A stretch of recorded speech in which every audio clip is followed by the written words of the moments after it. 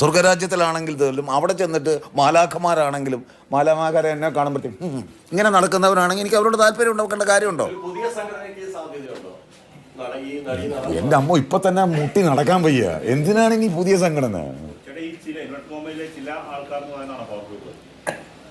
അത് തന്നെയാണല്ലോ, അത് തന്നെയാണല്ലോ മാഫിയ എന്ന് അച്ഛൻ വിശേഷിപ്പിച്ചത്.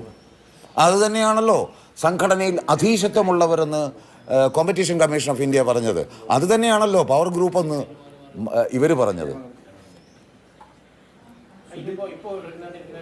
യുവാക്കളെ ഉൾപ്പെടുത്തിക്കൊണ്ട്, അതായത് പൃഥ്വിരാജ് ഉൾപ്പെടെയുള്ളവർ ഉൾപ്പെടുത്തിക്കൊണ്ട് ഒരു പുതിയ കമ്മിറ്റിയിലേക്ക് വരിക എന്നുള്ളൊരു കാര്യമാണ്. അവരൊരു പക്ഷേ സമീപിക്കുകയാണ്, തിരിച്ചു വരണമെന്ന് പറഞ്ഞാൽ അത്തരത്തിലൊരു ഒരു ഒരു പുതുക്കം വരികയാണെങ്കിൽ തിരികെ പോകുമോ? ഞാനോ? അല്ല, അത് അന്നേരത്തെ കാര്യമില്ലേ, നമുക്ക് മനുഷ്യരാണ്, പറയാൻ പറ്റത്തില്ല. ഞാൻ എൻ്റെ മനസ്സിലെ കാര്യം ഞാനും പറഞ്ഞല്ലോ, സംഘടന എന്ന് പറയുന്നതോടെ ആ സംഘടനയെ ഞാൻ വളരെയധികം ഇഷ്ടപ്പെട്ടിരുന്നവനാണ്.